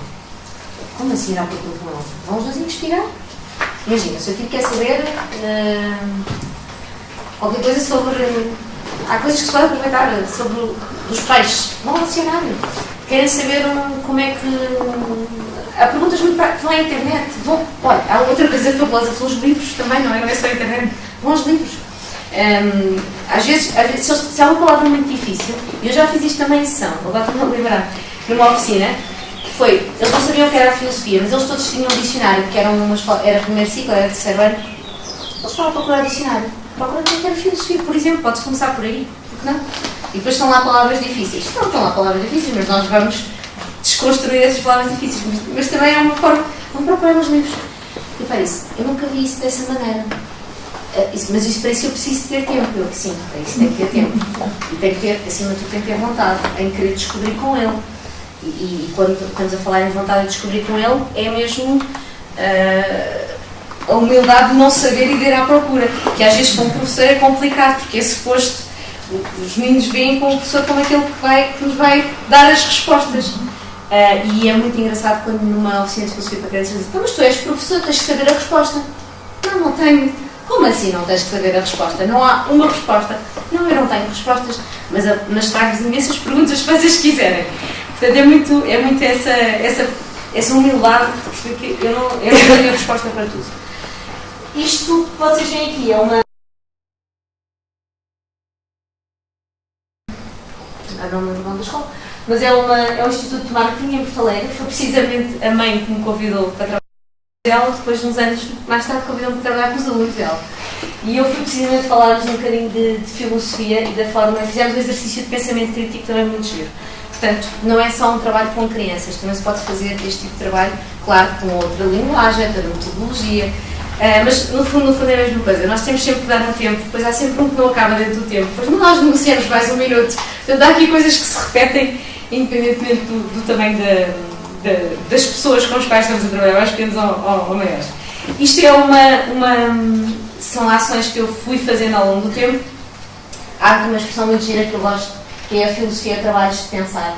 Foi uma menina que disse uma vez numa reportagem sobre filosofia para crianças e eu roubei aquela ideia porque achei que era tão giro. E então, de vez em quando chama às minhas oficinas a filosofia trabalhos de pensar. Também há um nome que eu gosto de dar às minhas oficinas que se chama colorir fora dos traços, que é uma metáfora. Mas as pessoas não vão fazer uma atividade de desenho. Portanto, se calhar não é um bom nome. Vou ter que pensar nisso também. Mas é um bocadinho esta ideia de nós passamos a vida, as pessoas passam a vida a querer que os meninos desenhem, pintem o desenho dentro dos traços. Depois chega a professora de filosofia para criança e diz: nós de vez em quando podemos ir lá fora, temos de pintar cá fora e depois voltamos. É um bocadinho para ir o nosso trabalho. Depois há outro tipo de trabalho que eu faço, que é divulgação, que já vos falei um bocadinho, já vos mostrei ali as crónicas que se chamam Joana Mora na Filosofia. Eu ia uma vez de metro com um amigo meu e ele disse: estou num projeto novo, numa revista online, podias escrever qualquer coisa para lá. Eu disse: está bem, mas vou escrever o quê? E ele: então escreves crónicas sobre filosofia? Ok, crónicas sobre filosofia, como é que eu vou fazer isso? E depois lembrei-me de uma música que acho que é do Caetano Veloso, que se chama Mora na Filosofia mesmo. Eu disse: ok, então vamos imaginar que a Joana mora numa aldeia que se chama Filosofia. É verdade que mora efetivamente numa aldeia, mas que se chama Dona Maria, tem nome de pessoa. E que vive com os filósofos. Portanto, eu subo a rua e tenho um Aristóteles, desço a rua tenho um Sócrates, subo a rua tenho um Heidegger. Portanto, é este o contexto. E o que é que eu faço aqui? O que eu faço aqui é precisamente pegar as situações do dia-a-dia e trazer os filósofos à conversa. Há uma situação que é mesmo verídica. A maior parte delas são todas verídicas. Eu um dia vou sair para pôr a reciclagem, saio de casa para pôr a reciclagem e vejo um senhor abrir a janela do quarto do carro e a deitar um pacote de pastilhas fora. Sim. E eu vi que aquilo é uma coisa que me arrasta um bocadinho. Esta coisa das pessoas largarem um lixo para o chão perturba-me. E eu vinha com a reciclagem, portanto era todo um contexto ambiental. E vejo o pacote, vejo o senhor bate no vidro, pega-me e diz: o senhor deixou cair isto, não deixou? E ele: sim. E o pacote estava vazio, porque eu entretanto percebi que ele estava vazio. Portanto, o senhor não deixou cair aquilo, o senhor atirou. Não é? E eu a partir daí fiz um artigo que se chama Kant e a Caixa das Pastilhas Elásticas, em que mostro como a questão do dever, do imperativo categórico, portanto trago isso à baila. Isto foi uma situação mesmo que me aconteceu. Portanto, aqui se calhar é a minha veia criativa que me leva a fazer este tipo de coisas. Mas eu, entretanto, sou convidada para participar num evento que se chama Portugal é Agora, e onde me pediram para falar de uma ideia durante 6 minutos. E eu levei este produto comigo, que é um potenciador de pensamento crítico. Portanto, isto tinha gomas que eu, entretanto, comi. Tem outras que têm um marcador, tem umas coisas para fazer barulho. Mas a ideia que eu defendi era a da filosofia para todos, precisamente nesta ideia de nos fazer pensar, de nos provocar a pensar, como o Pepe me estava a fazer ontem, a incomodar, não é? Pensar incomoda. E então, este medicamento chama-se Críticos e é um conjunto de vitaminas que reforça a sua capacidade de perguntar e opinar sobre qualquer matéria. Deve ser administrado 2 vezes ao dia e tem algumas contraindicações. Pode gerar ataques de porquês. Porquê ataques de porquês? Eu fiz uma vez uma oficina de criatividade com os alunos da Celeste e era uma oficina de criatividade. Ninguém falou em filosofia, mas eles já tinham tido filosofia para crianças com ela. E a dada altura eles estavam a fazer um exercício prático, acho que era um desenho, já não me recordo muito bem, e há um menino que estava assim a desenhar, olha assim por cima dos óculos, diz-me assim: eu estava assim a passear por entre eles estavam em um, não sabia que hoje íamos fazer filosofia. Filosofia? Tinha aqui filosofia. Estás sempre a perguntar porquê? Não. Portanto, porquê para eles era a palavra que eles associavam. Estás sempre a perguntar porquê. E efetivamente eu estou sempre a perguntar porquê. Mas eu achei interessante como não se falou em filosofia, não era sequer, eles não faziam ideia se eu era de filosofia ou se não era, e ele percebeu isto, percebeu que havia um porquê, portanto, sabe porquê nós estamos a falar de filosofia com essa certeza. Isto é uma frase que eu roubei do metro das Picoas, do parque aliás, que é um dos metros mais bonitos na cidade de Lisboa. É um metro altamente filosófico, nós vamos a subir as escadas e temos um Nietzsche a dizer-nos uma coisa e depois temos um Heraclito, portanto é a minha estação de metro preferida, como devem imaginar. Mas tem muito a ver com esta questão das possibilidades, não é? E a filosofia, para quem sabe, a filosofia, né? Estas metodologias de filosofia abrem-nos muitas possibilidades em... Diz? Essa tinha que ser. Essa estação de metro é mais profunda, é que está mais abaixo da terra. Obrigada pela metáfora, é maravilhoso. É maravilhoso, obrigada. Ainda bem que não tive que dizer isso. Porque conheces, não é? Porque aquilo realmente é muito profundo e tem umas escadas horríveis. É que está mais abaixo da terra. Exatamente, é o que está mais abaixo. E depois nós vamos a subir e diz assim o Nietzsche: a ética, diz um Deleuze, a ética estará à altura daquilo que não acontece. E nós estamos assim, não é? Com certeza, claro. Pensar nessa aparece outra. Exatamente, é muito giro. Depois é necessário a cabeça nas nuvens, não é? Pronto. Entretanto, tive outra ideia. que é já é uma coisa que eu já faço há muito tempo, mas que foi uma ideia que eu tive e depois assim uma das mais giras, que é fazer filosofia ao domicílio, que é... Mas eu tenho assim umas ideias, tenho estas epifanias. E a minha ideia é transformar a sala de estar numa sala de estar a pensar. E então, eu ainda não fiz nenhum teste, já tenho uns amigos que querem fazer este teste, nós temos que começar sempre pelos amigos, não é? E a minha ideia é ir à casa das pessoas promover oficinas, porque às vezes as pessoas não vão por causa das questões dos horários, não dá jeito, não sei o quê. E estava precisamente uma amiga minha, uma rapariga que foi minha colega no secundário, que não nos vimos há muito tempo, e ela reencontrou-me e disse: tu fazes filosofia, não sei o quê, então quando vais fazer uma ação? Vou fazer dia tal. Isso não dá jeito nenhum. E eu digo-lhe assim: então, mas eu posso ir aí a casa. E depois é que eu tomo consciência daquilo que digo. E assim, ir ali a casa, filosofia, então isto é filosofia ao domicílio, isto é uma cena muito gira. Mas sala de estar. Pois eu tenho aquela coisa que acho que as pessoas vão ter uma sala de ser em casa, deve ser uma tal sala de estar, mas isso é outra conversa que depois podemos falar ao almoço. E sala de estar a pensar: olha, isto é uma ideia muito gira, eu vou testá-la, não sei se vai correr bem, mas a minha ideia é esta, ficam já a saber em primeira mão: ir à casa das pessoas e trabalhar com pais e filhos, porque isso é um trabalho que eu também tenho feito muito. E aconteceu no taekwondo. Sabe o que aconteceu no taekwondo? No final do primeiro ano letivo, que é a época desportiva, os pais vieram ter comigo e dizer: então a senhora que é a Joana, da filosofia? Sim. Olha, nós não podemos fazer isso também. Porque havia pais que não treinavam taekwondo. Como assim? É que eles falam tanto disso, não há possibilidade de fazer uma oficina só para nós, só para os pais. Eu disse: então nós vamos só assistir. Eu disse: não, só assistir não. Então venham pais e filhos. E comecei a fazer este tipo de oficinas com pais e filhos. E depois às vezes há pais que não vão, e então há pais que adotam os outros meninos. Portanto, é tudo uma coisa muito... Mas é um trabalho muito giro, porque o feedback que eu tenho é que é difícil criar tempo, um espaço e um tempo, como eu digo, como diz a Manuela na minha bio, para parar para pensar. E então ali é mesmo, o propósito é mesmo esse, eles vão ali para parar para pensar com os filhos. Depois tive outra ideia, que é a filosofia, em vez de ser a filosofia, que é, claro, é pensar nos filhos, não é? Pronto. E já tenho uns amigos também para trabalhar esta ideia. Portanto, ideias não faltam, depois a questão aqui é ver se as coisas são efetivamente rentáveis. Mas a minha ideia é promover muito isto, é promover a filosofia e é chegar muito aos pais, porque eu acho que os pais também precisam de ser incomodados com esta necessidade. Olá, bom dia. Bom, nós podemos fazer várias perguntas e eu acho que nós na rua, não só no metro, nos encontramos muito este tipo de perguntas. Tu existes, mas existes, encontrei isto, já não sei muito bem onde, e achei muito interessante. Porque não é só aquela coisa de ver, vai para a rua, não. Há questões filosóficas a serem grafitadas nas paredes, o que é muito interessante. Depois há este problema que eu tenho. Eu acho que todos nós temos aqui um bocadinho, por isso é que estamos cá. I want to stop philosophizing, but I can't, não é? Portanto, há aqui uma vontade muito grande de levar isto para todos. E quando...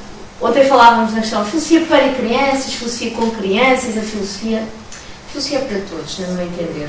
Portanto, e aqui eu se calhar sou um bocadinho socrático, independentemente da origem, da profissão, acho que este tipo de oficinas podem fazer com todos, desde que as pessoas estejam disponíveis para pensar, ponto final. E os instrumentos nós temos, não é? É só mesmo pô-los a trabalhar.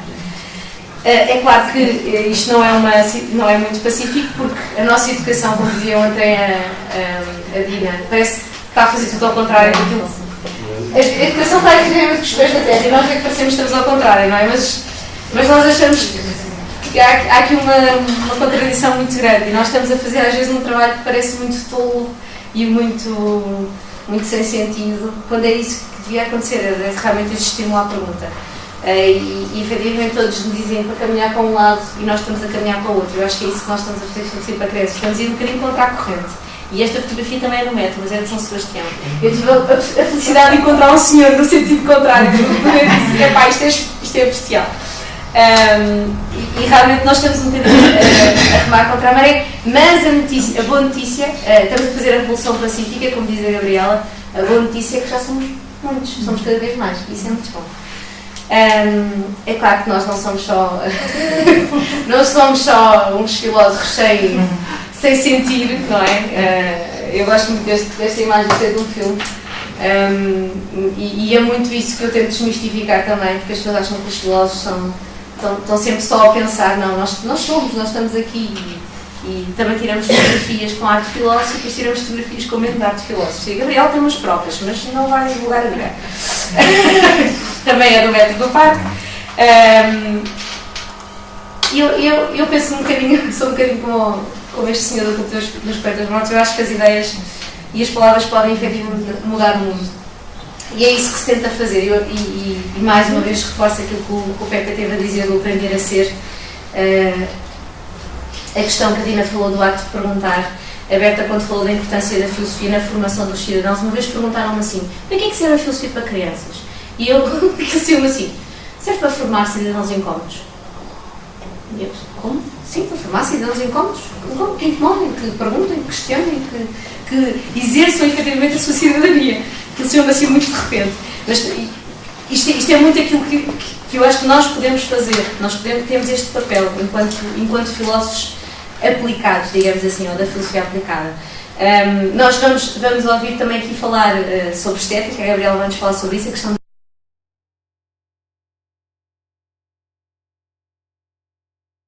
que se chama filocriatividade, e em que a palavra vida não está em minúsculas por acaso. Tem muito a ver com o pensar, com o sentir, com a vida no seu todo. É muito isso que eu quero salientar. A Raquel Costa também vai nos falar sobre as tomadas de decisões e o papel da filosofia no ato de pensar. O Fernando Bento vai nos falar do cuidado, e eu também tive este cuidado de referir este timbre lippmanniano do pensamento cuidativo, do cuidado do pensar e do ouvir e do escutar, que é muito importante. A Magda também nos vai falar sobre essa questão. E depois a Maria Manuela vai-nos falar de um projeto,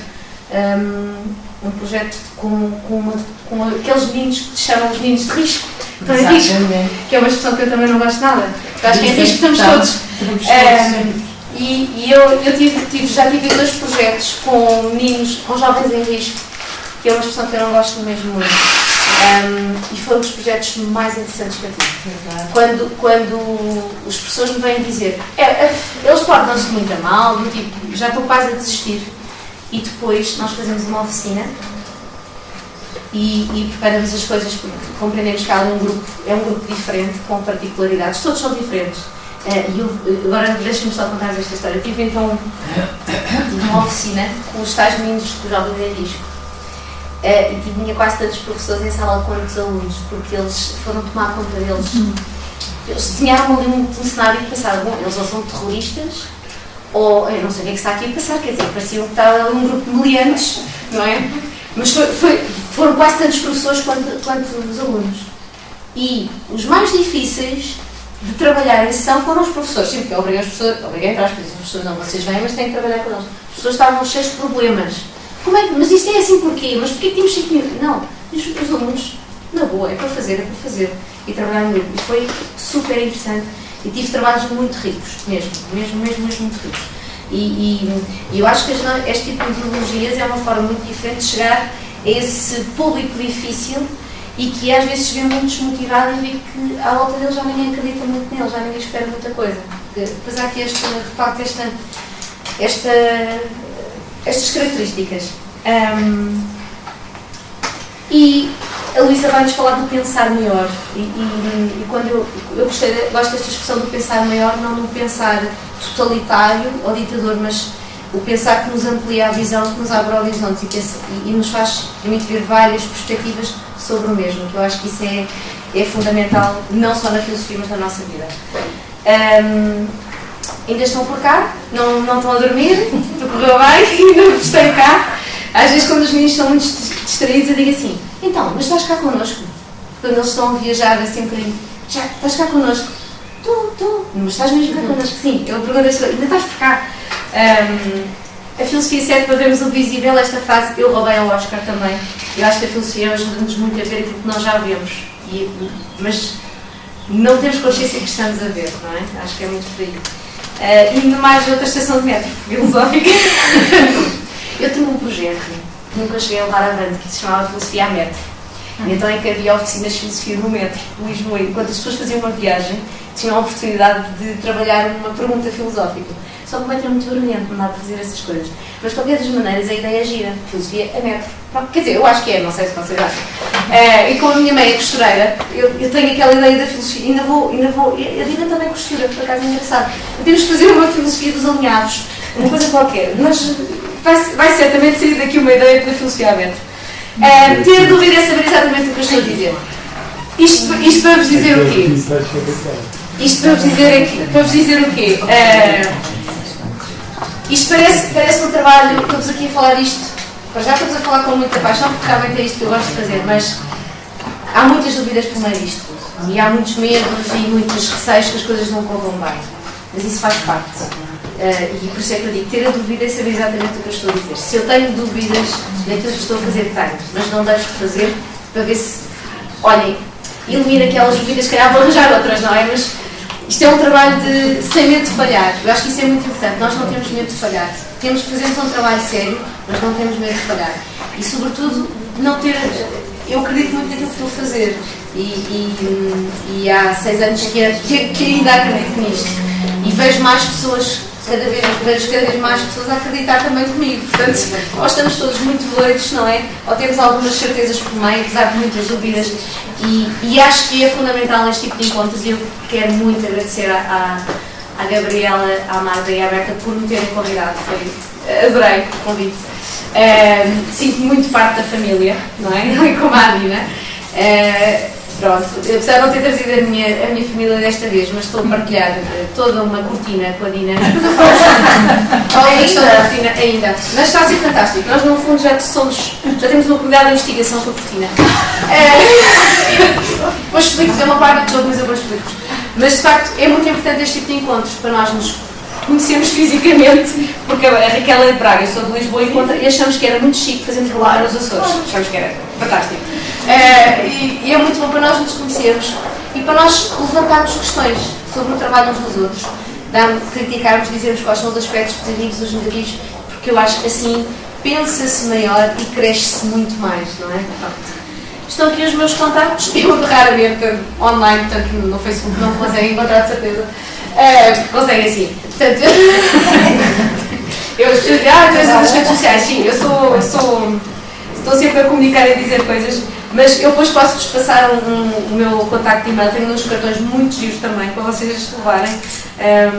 E qualquer questão que tenham, partilhem, se quiserem conversar fora, depois do intervalo falamos. E agora, se tiverem perguntas, aproveitem para conversarmos. Não sei se ainda temos tempo para conversar. Temos 5 minutos? 5 minutos. Ok. Senão também falamos no intervalo, não há problema. Eu sei que todos querem saber quem é a cortina. Portanto, eu agora pergunto, mas o que é que é? Portanto, façam o favor de partilhar as vossas ideias. Alguém tem uma pergunta? Quem concorda com a Joana põe o dedo no ar? Quem não concorda com a Joana põe o dedo no ar? Nós utilizamos esta técnica para escolher o jantar. Fomos aos petiscos, para vocês verem como a filosofia está em todo lado, fomos aos petiscos. E aquilo era uma lista imensa. E então nós tínhamos estado a perguntar, tu queres isto, tu queres aquilo? Então eu perguntei, quem quer iscas? Põe o dedo no ar. Muito simples, porque assim foi visualmente muito fácil de rápido. Foi muito rápido de escolher. Depois inventámos nomes, eram iscas nietzschianas, inventámos esses nomes. Morcela, à la Descartes. Exatamente, vamos ter uma tasca. Temos ali um braço no ar. Bom, não é algo fácil, vou deixar de passar. Vou-te fazer um desafio. Ok. Se eu tivesse o poder para decidir o que é que ia acontecer no futuro para a filosofia para crianças, imagina que eu tinha. Eu até visto de bruxas, eu também diversos. Estou à vontade. E então, quero que imagines o que é que te mandavas, não é? Que nós íamos amanhã, saímos daqui e íamos fazer isso que tu queres fazer, a filosofia para crianças. Quer fazer filosofia para todos. Exato, para todos. Para todos. O que é que fazias? A primeira. Deixa-me dar umas regras que não saímos daqui. Ok. Não me digas mais que 3, está bem? A primeira coisa era fazer um currículo para o pré-escolar e para o primeiro ciclo. Acho que começando por aí. Ok. Pronto. e dar formação às pessoas, era fundamental para a pessoa trabalhar nisto, dar-lhes instrumentos e ferramentas. E depois acho que há coisas muito práticas que se podem fazer sem ser na escola, que também é na escola, aliás, mas que não é especificamente a filosofia. Há uma coisa que acontece em França que eu acho que é muito giro. Nos livros de língua francesa há exercícios de compreensão e interpretação de texto. E em dado momento há um exercício de pensamento crítico ou pensamento filosófico ou o que seja, que é o Oscar que faz este tipo, o Oscar também faz este tipo de serviço, de trabalho. Então, imagina, eles têm o texto, depois tem aquelas perguntas de gramática, depois tem um momento para trabalhar no pensamento. E eu acho que isso também é interessante ver filosofia sem ser na filosofia, não sei se me estou a fazer entender, não é? Por exemplo, quando estás a trabalhar a questão da língua e como nós em filosofia trabalhamos com a linguagem, que as crianças dizem com as palavras, por exemplo, para mim fazia todo o sentido que os manuais de língua portuguesa incluíssem esse tipo de momentos. E era uma forma também de nós conquistarmos os professores de outras áreas para perceberem que estas metodologias, como nós estávamos a dizer, podem ser aplicadas a outras disciplinas, não é? Portanto, não tem que ser na filosofia, não tem que ser uma coisa que se chama filosofia, não é? Pronto, acho que era isto. Ok. Eu acho, é curioso, porque eu estava aqui a falar com a minha colega, sou professora do primeiro ciclo, que a Mónica é educadora, e eles fazem isso perfeitamente. Eu tive contato com a filosofia quando fui para o 10º ano e fiquei apaixonada, mas depois houve ali, o professor começou a entrar em questões religiosas e até, mas pronto, não vou para aí. Depois o primeiro contato com a filosofia para crianças foi com a doutora Josélia, que ela fez com um grupo, foi espetacular. E agora tenho a doutora Marta Barcelos a trabalhar com a minha turma e com a turma do professor Oliveira. E o que aqui a colega lhe perguntou, realmente um currículo. Faça essa proposta ao Nuno Crato. Nuno Crato, se estás a professora do primeiro ciclo, já não esquecei, 16, 17 anos, nós mal temos tempo para respirar na sala da sala. Os programas são cada vez mais. Acabei agora com o primeiro ano. Sim. Vamos para o segundo ano com testes intermédios. Depois vamos para o terceiro ano com um programa que se dá no quinto ano. Que é uma coisa, não é? E vais para o quarto ano com exames. A meio de maio, que nós temos que fazer uma maratona para acabar o programa. Eu gosto imenso de filosofia, eu gosto muito de psicologia, mas filosofia também gosto muito. Eu estou a adorar isto tudo, mas frustra-me quando professora, por exemplo, ainda ontem estava-se a falar que a escola mata a criatividade. A gente não faz por mal. Não, mas nós não dizemos. Eu sei. Numa aula de estudo meio que eles adoram. Acabou, ninguém faz mais por mal. É que ser assim tão. E depois ainda tenho nacionais da escola moderna e trabalho um bocadinho nessa área. E eles têm o seu momento para conversar. Vamos contar, vamos apresentar um livro, Mas o programa é tão intenso que eu, de ano para ano, vejo que aquele espaço está cada vez mais reduzido. O trabalho de projeto era interessantíssimo, que saia coisas. Acaba-se tudo. Portanto, ali como a colega do nosso grupo, que agora está no quinto ano, e só uma coisa. Nós trabalhamos 2 programas. Sim, quando nós estamos a falar de um professor de primeiro ciclo, em que acontece muito. Tem um terceiro ano, por exemplo, mas tem 2 meninos do quarto e tem 2 meninos do segundo. Nós estamos privilegiados, se bem que nós temos crianças com dificuldades e com crianças à espera, que às vezes nos aparece mais, certas crianças com certas necessidades. Mas trabalhar isso, que eu acho espetacular, porque nós, cada vez, o que é que nós notamos? As crianças estão, não têm capacidades, têm maturidade. Choram por tudo e por nada, uma desantafa, portanto, lá está. Mas porquê que ele diz que mas porquê a partir daí fazer filosofia? Mas nós... Eu sei, eu compreendo isso. Gostei daquela parte do conselho de turma à sexta-feira que eu estou de turma, o que é que gostei, não gostei, o que é que nós Eu te convido num dia para o seu passeio de turno, só para estabilizar aquilo e depois só fazer as Eu acho coisas. isso, mas é, nós já não temos, nós não. Professor, eu não sei. Eu não sei, eu compreendo onde é que isso. isto vai parar, Eu compreendo isso, mas Eu acho adoro ser professora, mas não sei onde é que isto vai.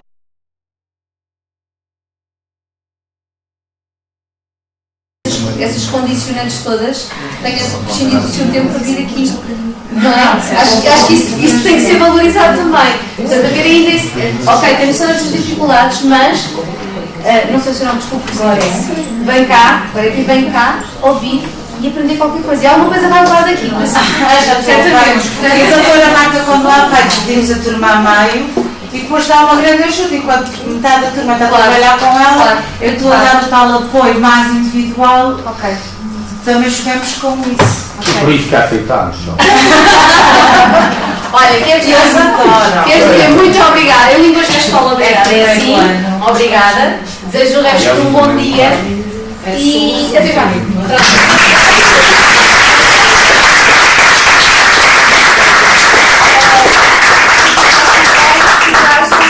Voltamos aqui para esta zona. O que vai acontecer a seguir são ateliês práticos. Nós vamos dividir em dois grupos e fazer duas